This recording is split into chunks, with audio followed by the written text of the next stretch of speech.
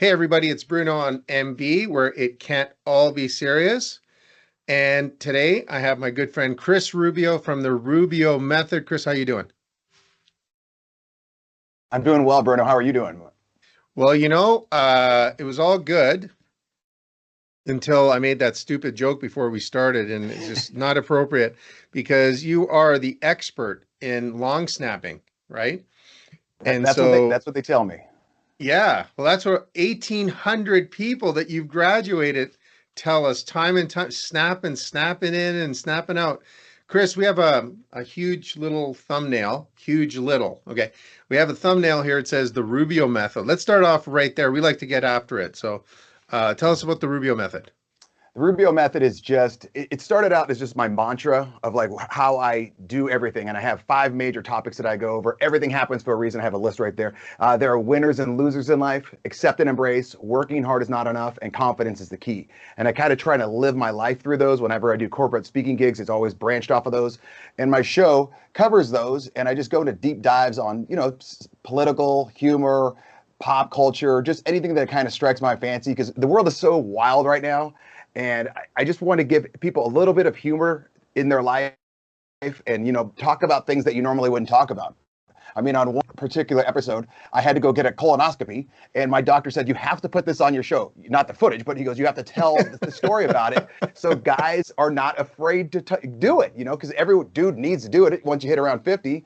And he goes, "Please, please, please." He goes, "I know you're not embarrassed to talk about it." I go, "No." He goes, "You're not embarrassed to talk about anything." He says, "Can you just make it kind of funny and tell people about it?" And I did. It was one of my favorite episodes. So talking about colonoscopy, I'm just going to move my stuff around here because I didn't mention this to you, Chris, but I do housekeeping during my show. It's the only time. No, I'm just joking. I just didn't want my book to fall over, and it keeps falling over, and it's throwing me off. Talking about colonoscopy, it was a year ago, almost to the date that I went. So what was funny about I never thought we'd be talking about shitty shit, but shitty stuff. But what was so interesting about your colonoscopy? Well, it was just because he wanted me to go through the details. So instead of the liquid, just give everyone like a run by, a play by play, instead of the liquid, I had to take pills. And each pill's like the size of your damn thumb. And you had to Oh, take, it started at like 6 p.m. or 7 p.m.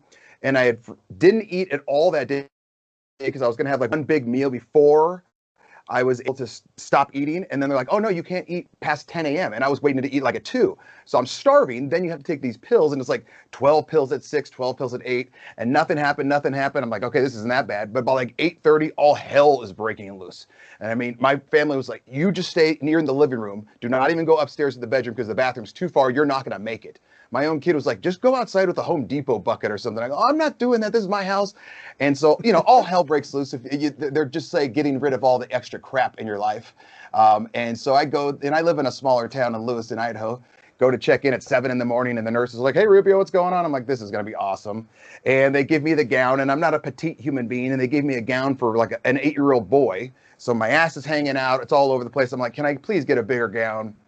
And they give me this gown. They throw me into this room doing it. And then I start to look and I see, I'm in the operating room and I see the little camera on the tube. And I'm like, okay, so this is what's going in. And then I noticed that it's got notches on it and they're labeled like 1, 2, hmm 3. And the notches go to like 39. And I, Yeah. I flat out tell the doctor, I go, "Hey man, first timer, rookie, I don't think we need to go all the way to 39. We might want to start with the single digits." And it was one of those where the guy, anesthesiologist, puts me, with the thing. He goes, "Okay, now turn over." And I turn over and then I wake up like this. I turn back over and I go, "Okay, now what?" And they said, "You're done." And I go, what do you mean Yeah. I'm done?" They go, "You've been out for 45 minutes, man." I go, "Holy hell, that was simple." And they're like, "Yeah, that was it." So my doctor basically wanted me to tell that story just so everyone can kind of just relax. It's not as bad as you think. Yeah. Well, magically enough, they use that same 0 to 39 as a Richter scale for earthquakes. So it's the same machine. Holy Um, cow. but I'll tell you what, not to, outdo any stories, but when I went, it was interesting because my good friend Tony, I don't think you've ever met Coach Tony from the CFA, but anyways, he took me. And because you have to take somebody to take you Yeah. back and sign all the papers. And they said, absolutely don't do this and don't do that after for 28, 38 hours, whatever. And Absolutely, 100% don't sign any legal documents because you won't remember. So I was an out, you know what I mean? So it was maybe they didn't give me enough Uh, 39 degree Richter scale juice on me. But all of a sudden I come out and I'm thinking, I saw the whole thing and felt the whole thing and I'm just like, okay, I wasn't that good, but anyways, we'll do that. And somebody came up to me. I'm not going to name the clinic because maybe they'll sue me for telling the truth. But they came out and they said, "Yeah, we just need you to sign a couple of documents." And Tony, who's totally aware, said, "Well, he's not supposed to sign anything." And I'm like, "I'll sign anybody's autograph, right?" Like I thought it was an autograph. mhm. So unless you're like one of our buddies, Randy and Sheldon, who are known all over the place, I sign any autographs, right? Subpoenas, everything. It doesn't matter. So, and then Tony says, no, what's he signing? He said, well, we just had a few little things that maybe didn't go as well, blah, blah, blah. So they had nicked me, right? Oh, So I had to sign that I wasn't gonna, I think, it was a real drag for like 2 weeks, right? So oh, not a favorite, not a favorite day, but as long as you pass that test, you know what I'm yeah. saying? And the great thing and bad thing about the colonoscopy is they don't bell curve that shit.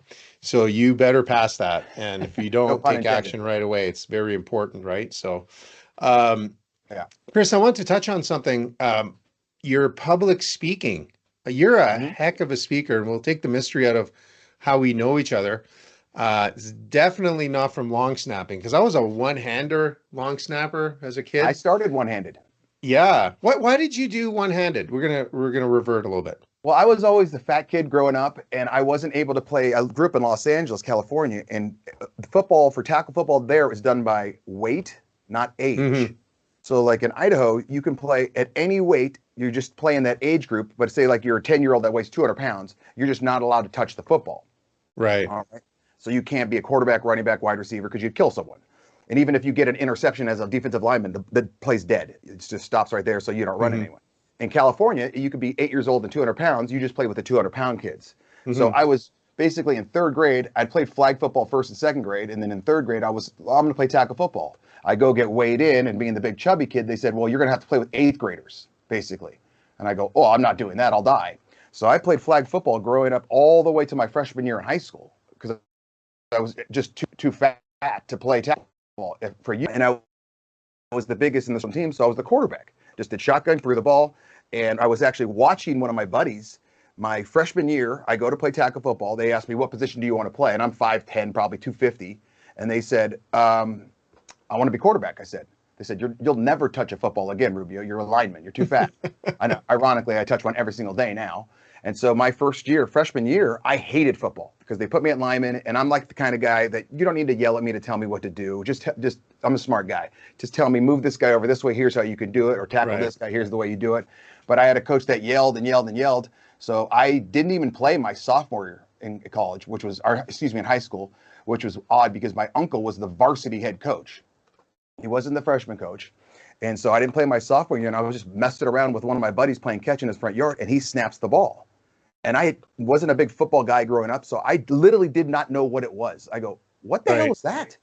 He goes, it's a long snap. I go, do it again. So he snaps it, and I go, well, I can do that. I go, all you are is an upside down quarterback going the wrong way. And so I get down with one hand and boom, just rip it. And he goes, oh my God, fantastic. And I go, I am? And he goes, yeah, you can do this. And I did it again. And he goes, you're seriously like one of the best ones I've ever seen. Okay. So junior year ended up going out to play. They said, who can long snap at practice? And I forgot what it was called. So I'm sitting there looking at the birds. And my buddy goes, Rubio can do it. Rubio can do it. And so I get out there. My uncle goes, Rubio, you can snap? And I go, oh, yeah, I can do that. That thing, I can do it. And so I get down, snap it. And boom, he goes, you're phenomenal. So I Yeah. had good grades. I was big because back then you were allowed to hit the long snapper and line up on him and destroy him right off the bat. So I started getting recruited by Columbia, UCLA, Cal, Pitzer, a small school out in the Claremont schools, and ended up getting recruited to UCLA where I really wanted to go. And I made the team as a one-handed snapper. And they said, okay, Rubio, you made the team. You have 1 week to learn how to two-handed snap. If you don't do it within 1 week, we're going to cut you. And I said, oh, okay. So I just watched the senior and just studied him and studied him and studied him. And he probably thought I was a weirdo because his fat little freshman was just following him around the whole day. And I was just watching him. And that's how I learned all the tricks that I have now with teaching long snappers, because I had to teach myself. Mm-hmm. So every single one of them. And I was basically too lazy to go do a lot of the drills that I invented. So all my drills were invented in my dorm room. So I could do a lesson literally right in this room right here. And so that's how I got so good at it. Wow. And I'll tell you, that's kind of how I started. I was a middle linebacker. Now this show's about you, but I was a middle linebacker, undersized. You've met me, so I was like, Yeah. you know, when I stand next to you or Dave DeRoche, I look like the court reporter, Jimmy Olsen, you know, on Superman. But the thing is that I was a middle linebacker, inside linebacker nowadays, right? And always needed, you know, at 5'10" and a half, stretching it with a really top heavy helmet, you know, 5'11" and something, but I'm 5'10", but I loved it, and I was okay at it, and always found I grew up in a very inner city setting as an immigrant, so we didn't really know much. And there was a couple of, you know, big football players that came to my hometown in Ottawa, played, and one of them was Conridge Holloway from Tennessee. He ran Tennessee for years. He was unbelievable, and started throwing the football around with him. So one thing about me is I can still throw. Like, you know, I can't play in the CFL or NFL, but I can throw. Like where we met at the Super Bowl, they had that throwing challenge, right? And so John and I from Sideline Sports, we were just like, they're like, who are these guys throwing? And he could throw too, lefty. But long story short, I had to find a way to stay on the teams that were overaged.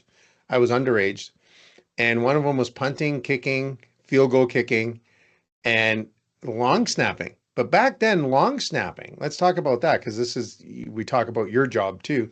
Long snapping back then, there was no pistol or shotgun for the quarterback. Like that was like invented by the pros. It was like the Dallas Cowboys with Danny White and Roger Staubach, you know? So nobody long snapped the quarterback. Like you needed to step in and what's a punter now? Is it 12 yards, 15 yards? Usually right around 15 yards. His heels will be 15 yards away from you. And then the Yeah. short snaps are 7.5 to 8 yards.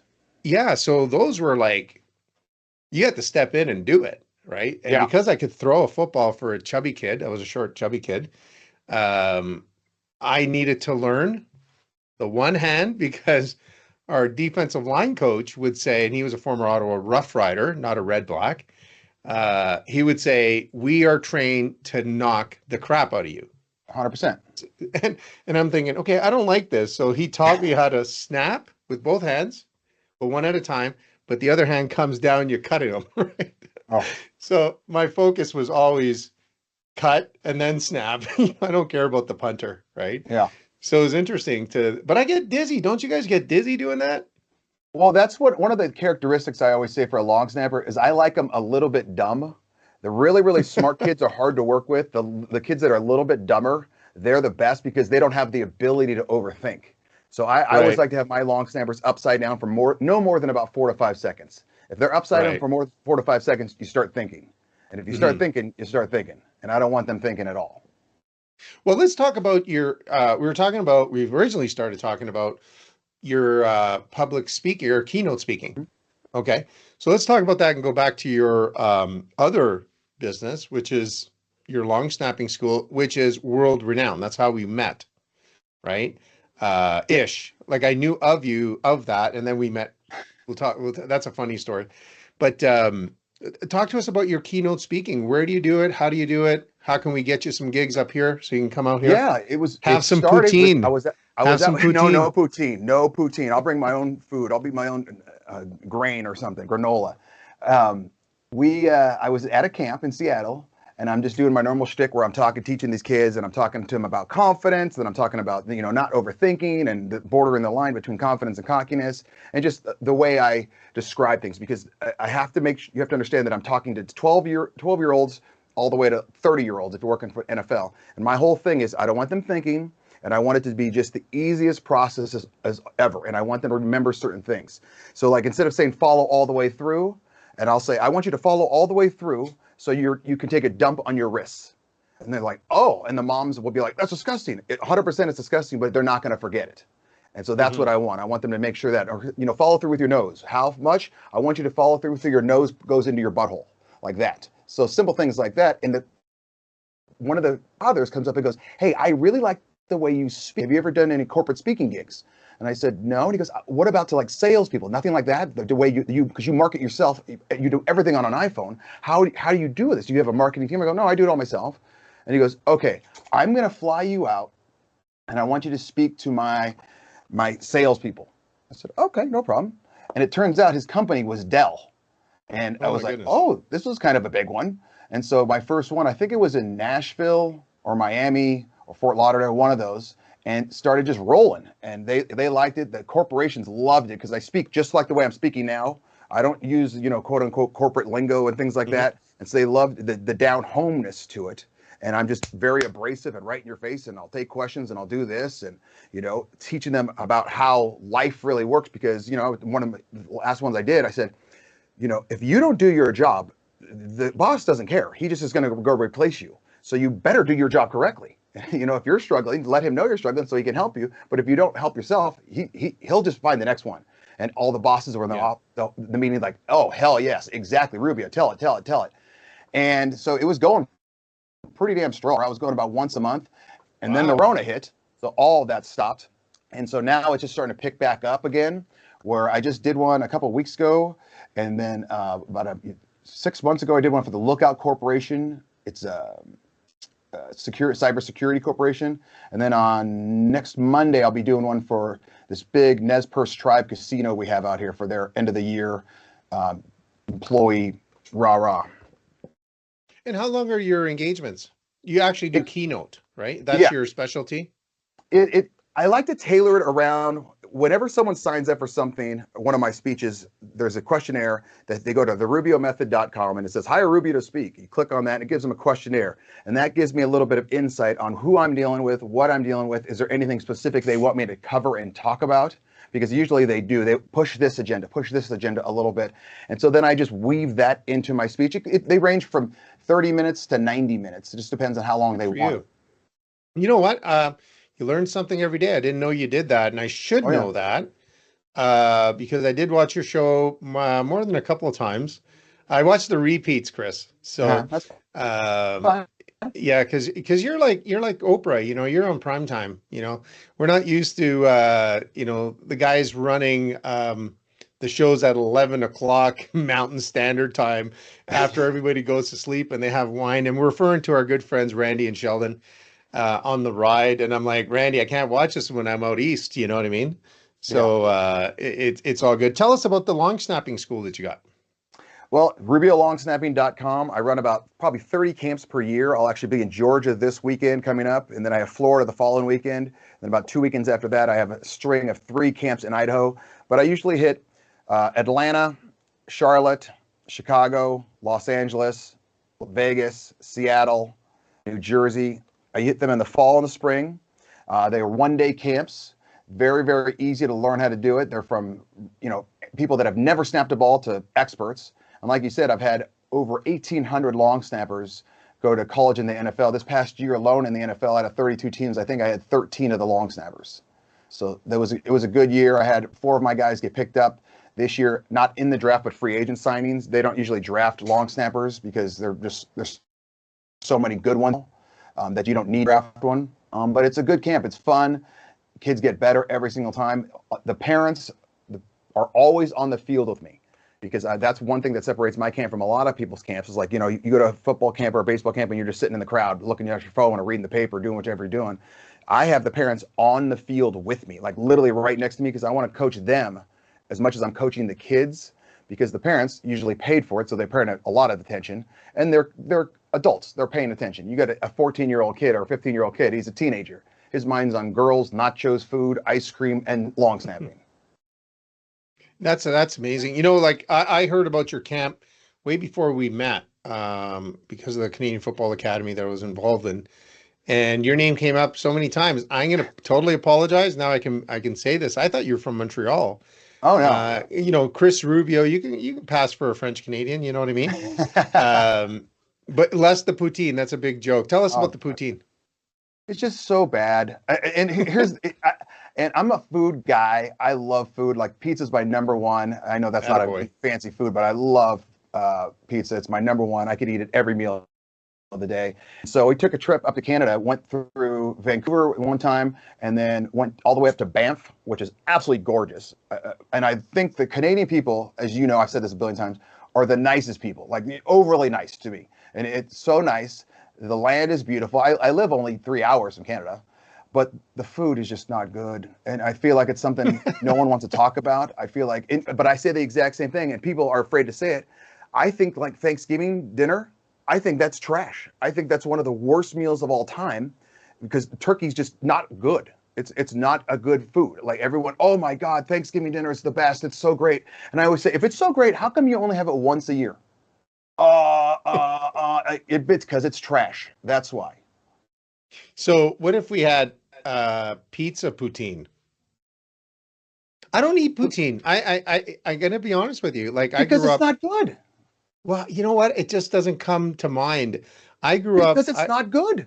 Yeah, I grew up pretty close to where poutine must have been invented near the Quebec border, and I grew up like 10 minutes from there, right? So French Canadian is in our blood and all that kind of stuff. And I remember, I think somebody was drunk when they invented it. You know what I mean? He goes, I have some gravy here, but I don't have no turkey. I have a potato, so I'm gonna fry that until my finger is don't work no more and put the gravy and that's it. Oh, hold on. I found some cheese too. Okay, put it on. Yeah, throw But it in I there. think that's how it was. You know, it was a bender and nobody parties like Quebecers. I'm just gonna throw that out. Okay. Well, yeah, because I could see it being a good hangover food. Yeah. It's Oh got a yeah. lot of sustenance to it. And I was on Randy and Chevy show one time, and I was saying how it's like it gives you warmth, like if you're gonna go fight a bear in the woods. And that's when Randy's like, "Well, that's Canada," and I'm like, "There you go. Now I know why you guys have poutine."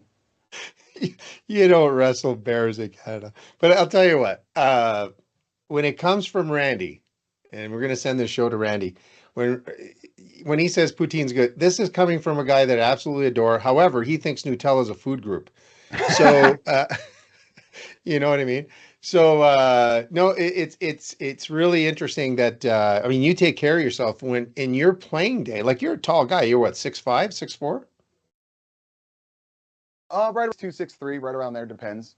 Yeah, like I mean, you're in great shape, but when you're playing weight, like what were you at in playing weight when you were playing for in college? Right now I'm about 6'2", 220. And my first day at UCLA, we had that big physical, and I was 6'3" and 3/4, 293 pounds. So Wow. I had a back injury where I shrunk, literally lost all the air out of my back, crushed my L1, my L2, my L3, and the L4 and L5 are split to the left. And I was supposed to get surgery. I chose not to do it. So that's how I lost my height. And then after football, my back was still messed up. So I stopped working out as much and I started eating. And then I went right into teaching. I was a sixth grade history teacher, absolutely loved it because it was just telling stories. But then I ballooned up to the highest I ever weighed myself on a scale was 375. And I remember going, whoa, this is a big boy. And then my guy that I taught with, he was doing basically the low carb diet. And he goes, why don't you just try it? I don't want to. And he goes, I'll make you breakfast and lunch.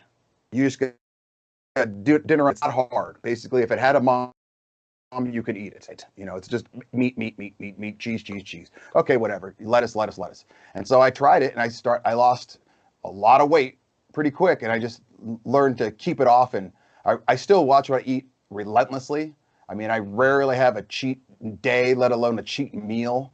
And it's hard because I have a huge sweet tooth. And I love pizza. So it's rough. I have to like try to eat one piece of pizza or two-piece pizza and then put it away, like run from it because I'll just eat the whole damn pizza because I eat like a whale. I just chew, chew, swallow, chew, chew, swallow. It's not like the whole doctor thing where you got to chew your food 37 times. That's not making it. Maybe the whole meal 37 times. Yeah. I can even count the 37 times. But you know what's interesting is that I think we're blessed or cursed with certain taste buds and stuff like that. Mhm. And I'm not really, I'm around people that crave alcohol, obviously, and crave, a whole bunch of stuff. And, once you learn that it's bad for you, you should start feeling like, oh crap, I better stay away from this and that. But, we spent a couple of days together. Take the mystery out. We met at Super Bowl in Radio Row, and man, you did a great job out there. You're on you're on your TV show. I call it the TV show, whatever, the Rubio Method. And what I found remarkable about you, Chris, so all our viewers are saying, wow, this guy turned his, found by luck skill, long snapping, and turned it into a business of passion, and all that kind of stuff. However, I was like blown away on how little you know about current football. Like, I don't follow football at all. Like, I mean, I follow it a little bit. I do cheer for the CFL. Mm-hmm. I like the NFL, but I found the NFL too slow moving, in the sense too many commercial breaks. That's Okay. I want to clarify that with my, crazy NFL fans that watch the show. It's not that I think the NFL is too slow. It's just too slow in between. Yeah. There's just too many TV timeouts, and like, what is there, 3 days between plays, and then you can spike the ball and whatever. I just think and the CFL, I think, is too quick. So something in between. But man, you don't even, I mean, there was somebody I was interviewing, Charlie Batch, right? And you had no idea who a lot of those players were. So walk us through that, because one would think that you would know every draft pick of every draft pick. Now here's the thing though. Every long snapper I know. Mhm. So like in college and the NFL, I can name you all the long snappers. Who's this guy? Oh, I'll know him, and I'll be the only guy in the room that knows them. But like, I don't watch college football at all. I watch. I have two sons. One just graduated from Cal Poly San Luis Obispo. I would watch his games, and I have another son at Montana State. I watch his games. Those are the only games I watch. What I do is I just record all the other games that I have long snappers in, and then I just fast forward to fourth down. I don't even know who wins. I don't care. I just go, I want to see my kids, how they do, on my long snappers, how they do. And in the NFL, same thing. I only watch the Seahawks because that's our quote unquote local team. It's about 5 hours away. I'm a very big Seahawks fan. So I know a lot of those players, but as opposing players, I just don't watch it. Like, I kind of agree with you. It's a little bit boring to me. It's so slow. Where I used to watch a lot of basketball, but since everyone becomes a flopper now and there's no rules, I don't really watch that either. So now everybody throws those 3 points from the, now basketball is like exactly. They throw from their dressing room and they make it. So there's no, I find it difficult to watch defense. That too. But here's something funny about, I find the NFL a little too slow moving in terms of the whole package, but I could watch a baseball game. Right? Go figure. I think we're conditioned to say, now's the time you sit down. Mm-hmm. And it's basically a soap opera, and it's not going to move fast and everything like that. Whereas football, I remember growing up watching the NFL, believe it or not, like way back in the day in 1927, or whenever I was born, getting an NFL game wasn't as easy as it is today, that we only had a few channels. Mm-hmm. But it was quick and it was dirty, and it was like, now it's a little slow, because we're conditioned, right? Yeah, and I was always anti-baseball because I thought it was slow. And then my youngest, who just turned 13, he's getting into baseball, and he's actually, it kills me to say this, he's really good at it, because now we're going to tournaments and doing all this, and I'm actually enjoying watching it because he's excelling at it, and you get a lot of it depends on who you're around. If you've got a good group of parents on the team, how are the coaches? That helps out so much, not only with the athlete's attitude and ability, but also the parental group surrounding them. I think you're the only parent that could be a catcher, and once you catch it, turn it around and throw it between your legs and hit second base and throw them out. The baseball coach yesterday literally said that, because I was sitting on the left field line. I don't like to sit a lot with the other parents because my wife's a yeller, where she gets really into it and excited. And so I'll sit by myself, where one of my things with my kids is I don't want them to ever look at me after a good or bad play. So, you've seen those dads where there's a kid makes a bad play and the kid immediately looks to dad like, what did I do? What did I do? So I would like move around when I was at my kids' sporting events so they couldn't find me. And I would always wear my sunglasses, even if it was at night, so they never knew if I was looking at them. And the coach said, he was on the first baseline. He goes, "Hey, if you get a foul ball, will you snap it back to us?" I said, "I'll snap it back to you." But we never had that moment. That was funny. So Chris, we're gonna have a little bit of fun, but before we do that, how do they get in touch with you, either for the camps or for keynote speaking? Yeah, two websites: Rubio Longsnapping, RubioLongsnapping.com, or the Rubio Method.com, the RubioMethod.com, and I'm on every bit of social media, from X to Facebook to LinkedIn to YouTube to Spotify to Apple. We'll put it all under the description here. Yep. And but now comes a difficult part. You've been answering these questions really quick, so take a deep breath because these are really tough. Yeah, have that poutine shake. And here we go. This is what we call rapid fire, so people get to know you. All right. Okay. So number one, favorite food. I think it's pizza. Pizza. Yeah. What kind of pizza? Don't say Hawaiian. Pepperoni, sausage, jalapeno, extra cheese, extra sauce, side of ranch. Wow. Favorite pizza spot? Southway Pizza in Lewiston, Idaho. Absolutely phenomenal. Great. Okay. So that's your favorite restaurant? That's my favorite pizza restaurant. My favorite overall restaurant is a restaurant in Miami called Prime 112. It's extremely expensive, but my God, it's fantastic. Well, what do they serve there? They serve a little bit of everything. I mean, it's more of like a meat-based. They have pasta. I mean, it's just, put it this way: at the bar of Prime 112, you can Google it, see it. Instead of like cashews or stalks of bacon, perfectly stalks of bacon. Oh, you got to Google. I'll send you a picture. Wow. Okay, I'm just checking my notes here. Oh, here we go. Favorite movie? Favorite movie: Big Lebowski, Wolf of Wall Street. I also love, and my wife makes fun of me, Fools Rush In with Salma Hayek. I love rom-coms. She makes fun of me all the time because I'll sit and I literally have the Hallmark app on my phone where I'll watch Hallmark movies all damn day. And she's like, "Oh my God." There'll even be Sundays in the fall where she's watching football and I'm watching a Hallmark movie. So the Wolf, they had a whole section on that on the ride a couple of months ago where Chevy's got problems. Yeah, oh yeah. Favorite actor? Favorite actor? I really like Vince Vaughn. I've met him once. I think he's just a good guy, and he's funny, and I like his witty banter. I think he's a great guy. Is he taller than you? A little bit. Yeah, he's almost 6'6". Yeah, he's a big dude. Yeah, he's kind of funny. He's like a tall Jack Black type of guy. Yeah, exactly. So he's so quick. Yeah. Favorite city that you've visited? One more time, you broke up. Yeah, sorry. Favorite city that you visited? Favorite city that I visited. You know what? I'm becoming a big Nashville fan. I like Nashville a lot. I like Vegas in spurts. New York. I used to like New York. I haven't been back there in about 10 years. I just like New York. I used to like to leave my hotel, go left, go right, go left, go right, go left, go right, and then pick a spot to eat or drink. Then do it again. Left, right, left, right. Because the food there, you go to Little Italy, my God, so delicious. Yeah. Not favorite city, but city that you're really looking forward to going to visit one day. To visit one day. So I haven't visited it yet? Yeah. Oh, I want to go see Rome, Italy. Yeah, two types of people in the world, those who are Italian, those who, want to be. So you may as well go down there. Yeah. How about, let me check here. How about somebody that is alive today that you would love to meet? And what's the question you would ask them?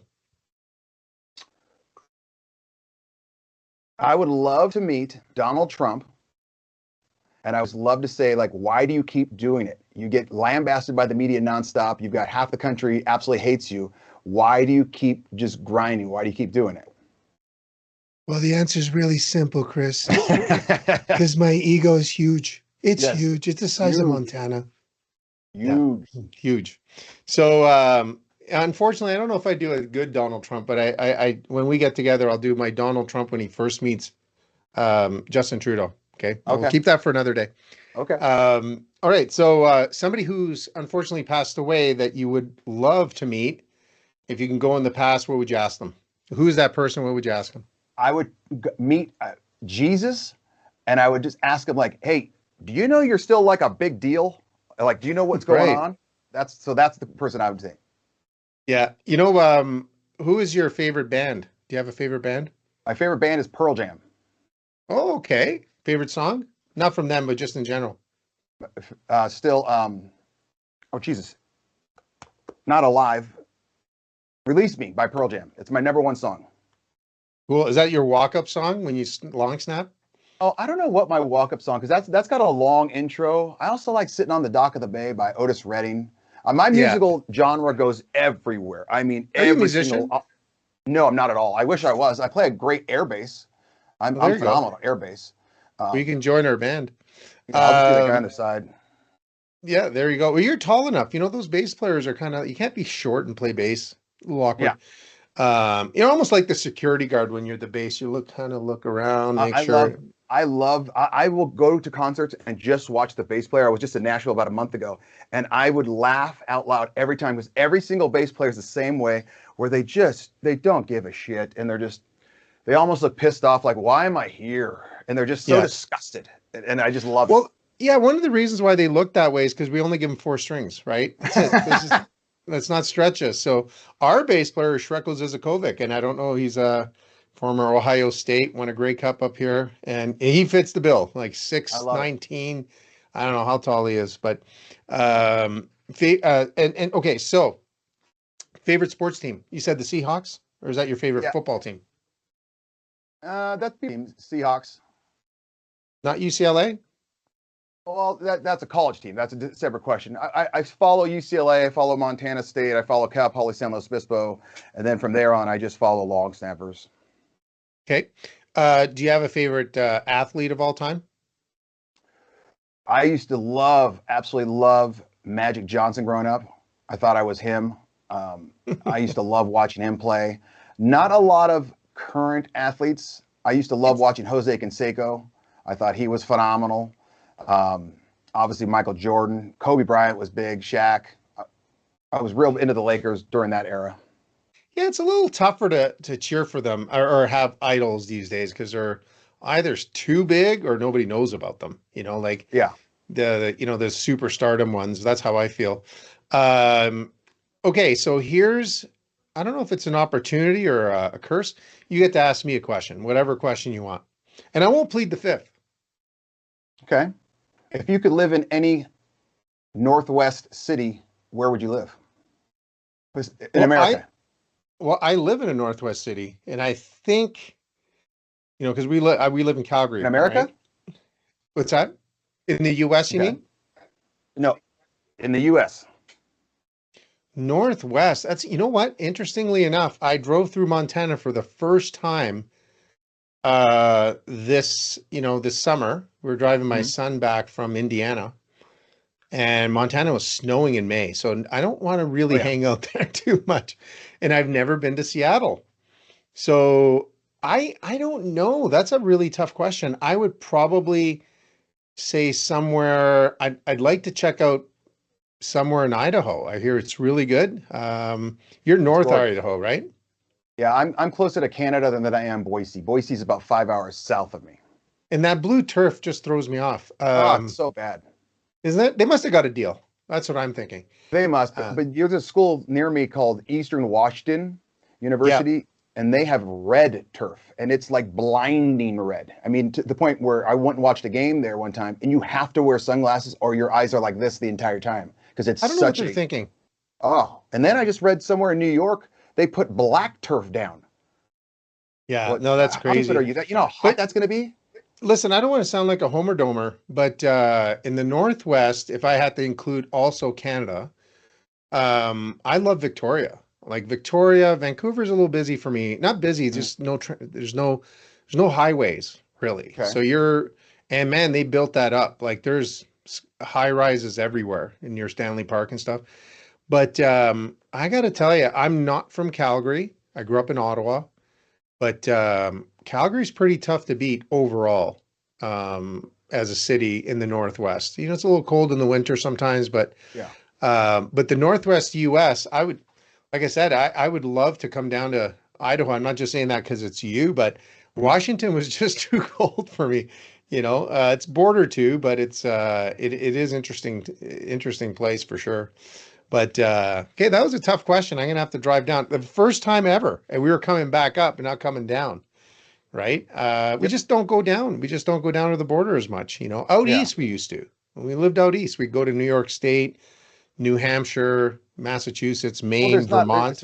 not when you come down from into Washington, unless you're going to Seattle. Seattle is, let's say, once you leave Seattle and start going east, once you're about 20 minutes out, it's just farmland. It's a whole Yeah, lot of nothing. And so you yeah. go from there all the way to basically, hell, Chicago or Wisconsin. You got a whole, why would you come down to see Idaho? There's not a lot here. I mean, Well, I live in a town of 30,000 and I swear to God, there's not 30,000 people here.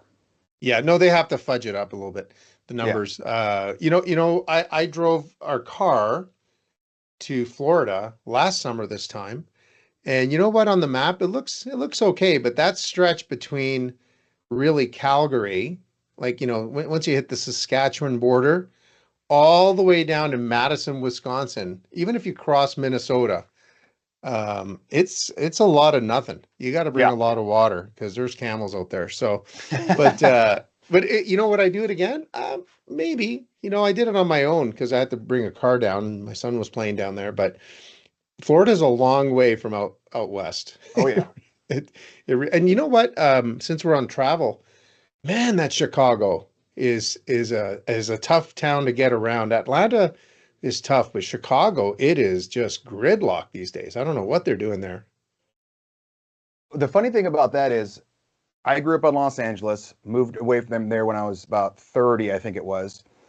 It's easier for me to drive in big cities like Chicago, New York, Atlanta, Charlotte, Los Angeles than it Mhm. is for me to drive in Idaho because here it's so boring that Yeah. there's nothing to do. Like I've been known to put on Netflix and not really watch it, but just kind of have it on or podcasts and things like that. I always podcast because I get bored and I'll fall asleep. And my wife goes, "What are you doing? It's noon." I go, I need someone to talk to. That's when I should start calling Randy because he'll talk my ear off for 6 days. And it was one of those, in Los Angeles and big cities like Chicago, you have to pay attention. You have to be Oh a very yeah. aggressive driver. And here it's just like, oh my God, you can drive for 25 minutes and not see a thing. Yeah. I'm not talking animals. I'm talking humans, cars, nothing. No, it's an interesting drive. But I was just commenting about Chicago. As kids, we drive there, and it was a busy city. But nowadays, like the highway is like you can't go more than 5 miles an hour, and everybody's complaining about it. But Oh yeah. that's a big city. It's an urban sprawl. It goes on for, you know, like an hour south is still Chicago. So it's Yeah. it's growing out of control. But Chris, this was a real pleasure. I hope this was okay for you. It was Um, fantastic. I want our little crowd up here to really appreciate what you do. Yeah, your technical expertise, but also, your show is really good and it's very informative. It's entertaining. But the one thing I want to share is that the first time I met you was kind of an interesting situation. Wasn't bad, but it was just interesting, and we were dropped into a little bit of a funnel. And you were a class act, and I remember telling Randy and everybody, I was just like, "Wow, you know what? That Chris has got it going on, man." But it was a pleasure. So you always have a home, and when you come up here. So, I appreciate that. Thank you very much for your kind words. all right, Chris, we'll see you next time. Thanks a lot, everybody.